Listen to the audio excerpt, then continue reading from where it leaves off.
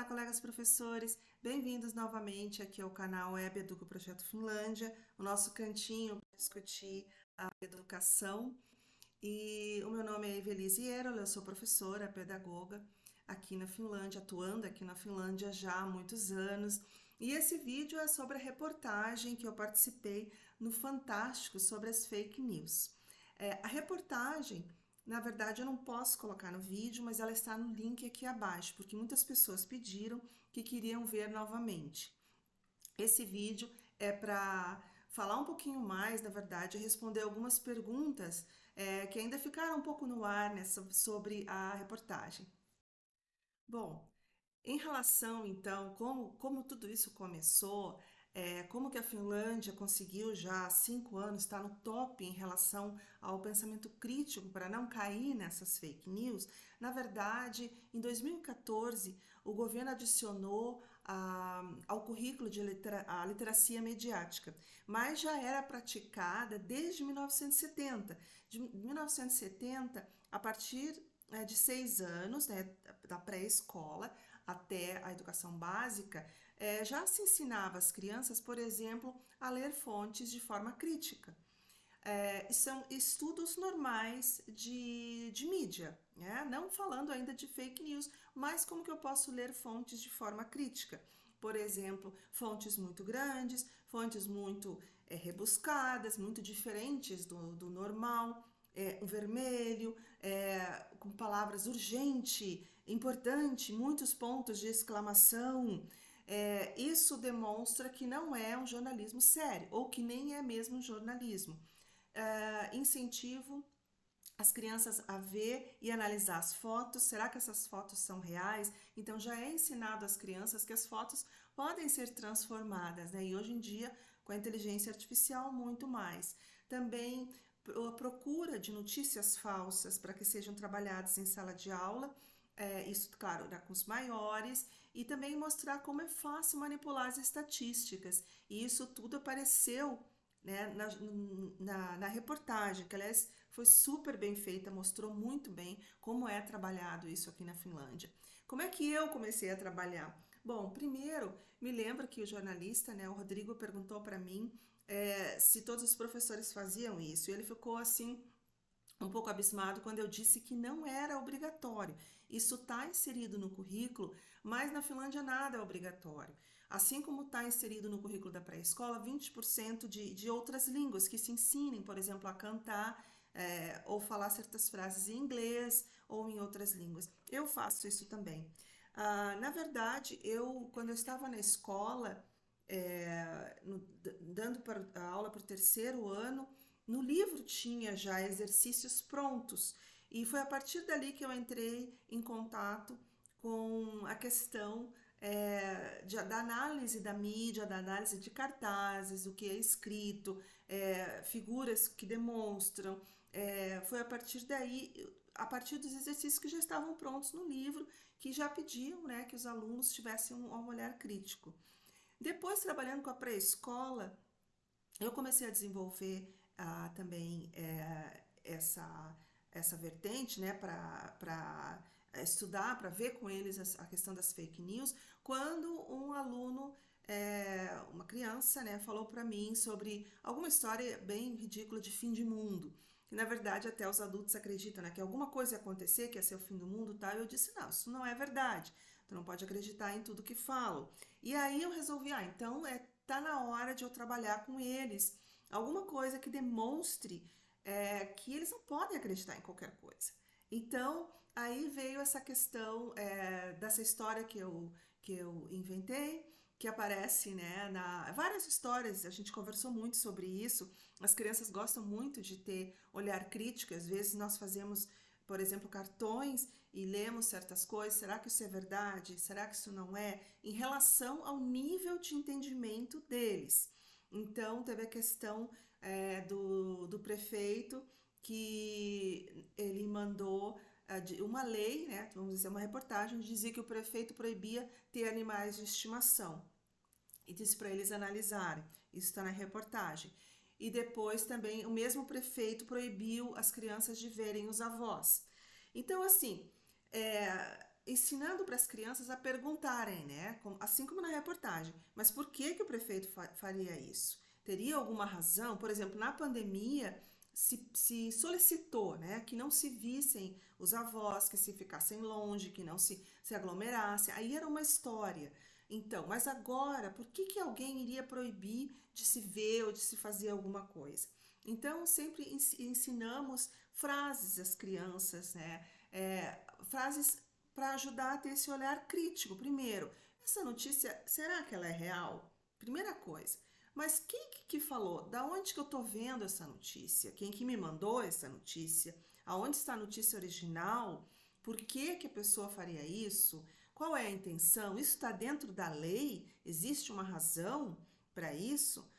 São várias perguntas, né, que a gente incentiva que as crianças comecem com essa visão crítica. Mas entre 2014 e 2018, o Conselho Nacional de Educação colocou essas questões nos fundamentos do Plano da Educação Infantil.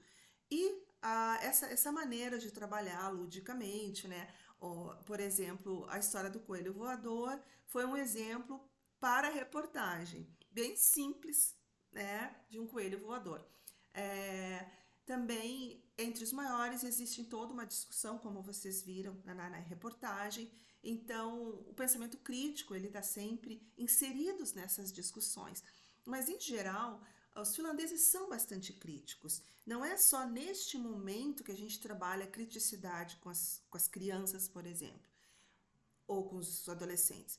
Sempre é trabalhado, tudo é trabalhado. Se existem regras, são conversadas as regras num olhar crítico. O porquê que nós temos que fazer fila para pegar a comida, por exemplo, né? Na linha onde vem a comida, na cantina, onde as crianças pegam sozinhas a comida. Porque as crianças pequenas, mesmo as da creche, elas vão lá e se servem sozinhos. Mas por que tem que existir fila? Por que às vezes são, por exemplo, 3 ou 4 mesas e uma mesa vai antes? Por que não vai todas as mesas? Por que não todas as crianças vão para a fila? Por que se vai em pequenas filas? E sempre se pergunta. Então nós vamos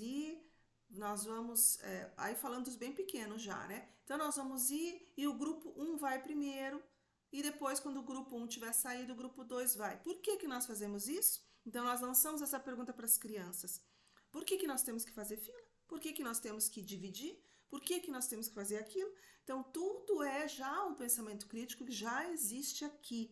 Então, esse pensamento colocado para analisar uma notícia, ele não é algo difícil, ele não é algo diferente. Bom, mas a questão das fake news mesmo foi em 1970, por causa da ocupação da Crimeia, né, da Ucrânia. A Rússia ocupou a Crimeia e, em meio a essa guerra, veio uma enxurrada de fake news. A Rússia é nossa vizinha, ela está sempre ameaçando a Finlândia. Claro, ela é maior, ela tem mais homens, está sempre ameaçando de invadir. Às vezes ela coloca tropas, né, no litoral e para mostrar, né, que ela tem força. E ela tenta invadir a Finlândia com notícias falsas a todo momento.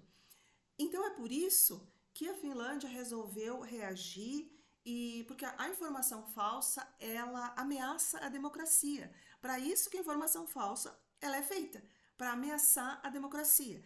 E como o finlandês ele é um povo muito democrático e ele não quer perder isso, ele resolveu se defender e ensinar os cidadãos desde pequenos a ver as notícias falsas.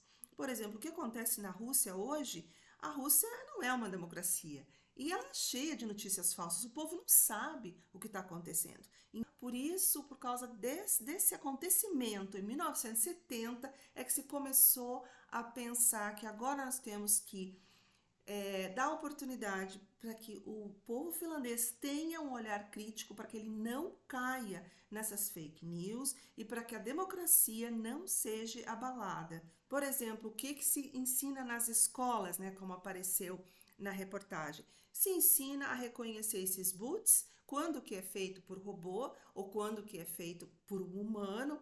Também prestar atenção nas imagens que aparecem nas notícias e no WhatsApp, e no Instagram, porque muitas vezes essas imagens elas são de bancos de imagens. Então isso é estudado também. Será que essa imagem é real?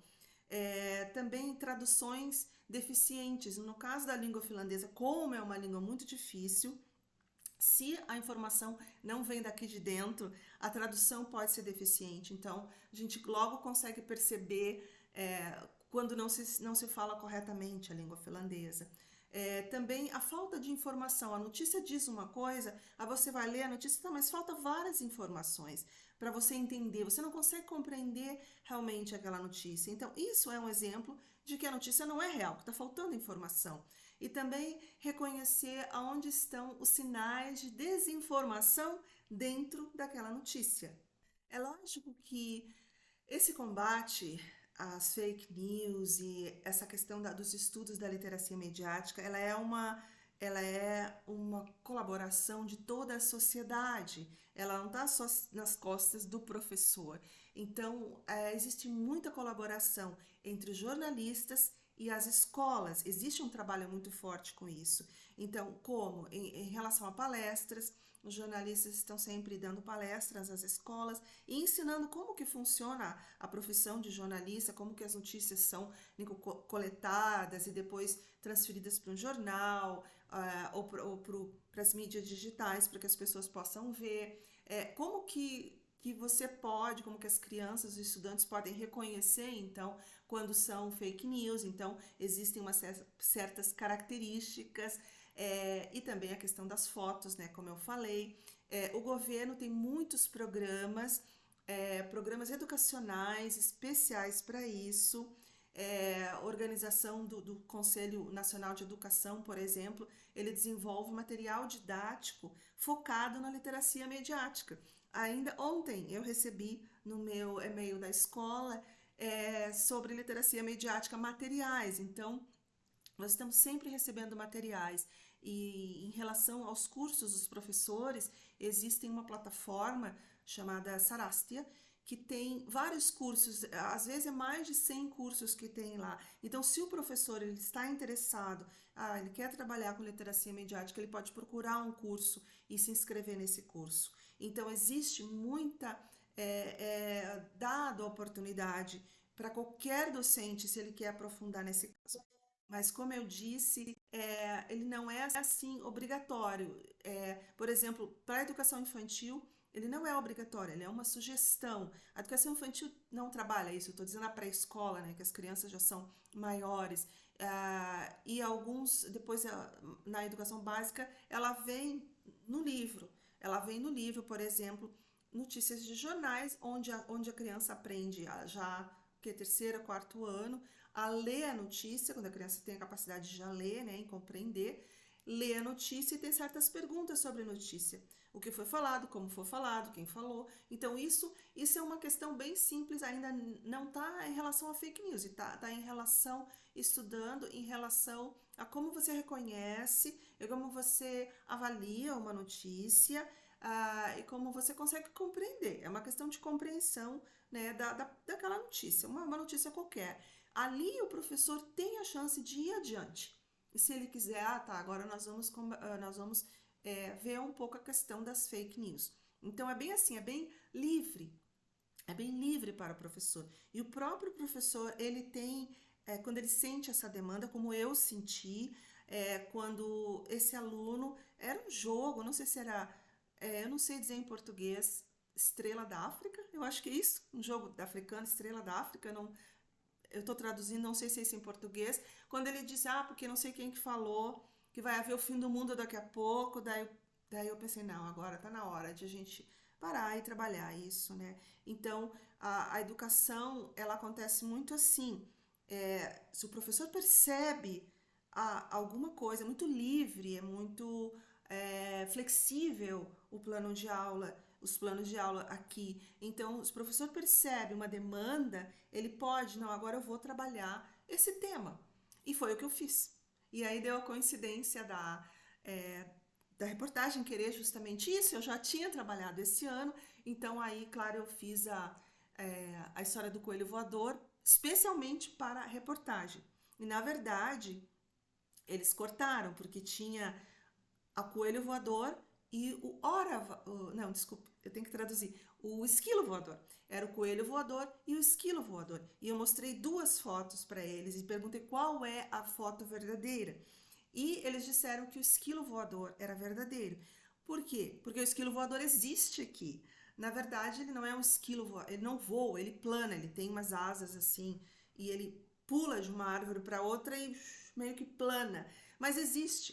Se você quiser procurar aí, você põe na Google esquilo voador, vai aparecer como é que ele é, um esquilo desse tamanho. E aí eu perguntei, tá, mas como é que vocês sabem que o esquilo voador existe, mas o coelho voador não existe? Então, essa foi uma pergunta para mim principal, que infelizmente não entrou na reportagem. E por quê?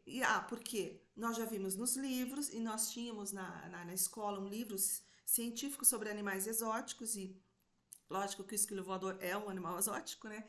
E eles, porque nós já vimos nos livros, porque nós já vimos no museu, e no Museu de Ciências Naturais tem o esquilo voador. Então, ele existe porque nós já vimos, professores já falaram, os pais já falaram, mesmo que eles nunca tenham visto, porque é difícil ver. Eu nunca vi esse bicho voando, eu vi só, e eu moro aqui já há muitos anos, né? Ele fica bem no alto das árvores e você tem que estar todo dia na floresta para conseguir ver. Não é muito fácil ver um esquilo voador. Mas como é que eu sei que o esquilo voador existe e o coelho voador não existe, se ambos eu nunca vi? Então, você está entendendo, ser professor, meu amigo professor, que como é que a gente entra na parte reflexiva e ensina as crianças desde pequena a pensarem? É assim. Os professores, então, têm um treinamento contínuo. Se eles não sabem como trabalhar, no caso, eu gosto muito de fazer meu próprio material, mas é que eu tenho toda uma pesquisa, né, uma história em relação a essa questão da alfabetização e produção de materiais, né? O meu mestrado foi assim, meu doutorado está sendo assim também. Então, no caso, eu não preciso muito de ajuda. Mas se o professor não sabe, não tem ideia de como trabalhar, tem vários cursos que o professor pode fazer se ele quiser desenvolver esse assunto, que é um assunto importante. Na minha opinião, é um assunto muito importante. E como exemplo, nós temos, por exemplo, o factabari.fi, que é o bar dos fatos, né, .fi, que eu vou deixar aqui o link, se você quiser dar uma olhada. Ali tem vários materiais, né, gratuitos que o professor pode usar, discussões, e que também ensina como o próprio aluno pode entrar lá e verificar os fatos, né? Verificar se aquela notícia é falsa ou não. Também tem a Associação Finlandesa de Educação e Mídia, também que possibilita material gratuito e também é possível marcar workshops ou palestras. Então, bom, para concluir, eu fiquei bastante feliz, né, em ser chamada para participar dessa reportagem, que eu acho super importante.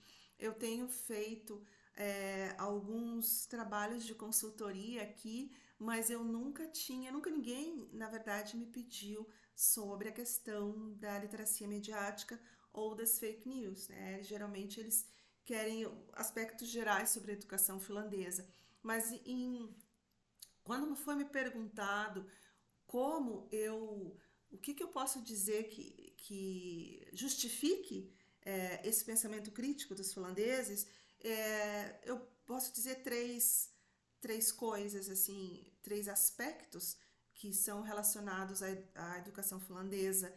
Primeiro, a independência. Eu acredito que o aluno é muito independente aqui. Essa independência, ela vai gerar responsabilidade. Você não tem responsabilidade se você não é independente. E dessa responsabilidade, quando você é responsável, aí você vai ter que ter um pensamento crítico, porque você vai ter que avaliar as questões porque você tem aquela responsabilidade. E isso vem desde a criança de 3 anos. Bom, acho que eu já falei demais. Novamente, muito obrigada por todas as mensagens que eu recebi. Eu procurei responder a todas, mas às vezes, se eu esqueci alguma, me perdoe. Vocês podem escrever aqui embaixo ainda, se vocês quiserem, e deem uma olhadinha na reportagem com mais calma. Eu gostei de participar, eu achei que foi muito, muito bem feita, mostrou muito bem todas as idades, né? Até aquela senhorinha, nossa, 91 anos, né? Então, que não quer ser a tia do Zap, né? Como foi falado. Então, ficou certo, sabe? Eu fiquei orgulhosa de morar aqui, fiquei orgulhosa que os meus filhos são finlandeses, estudaram aqui e de que eu faço parte disso.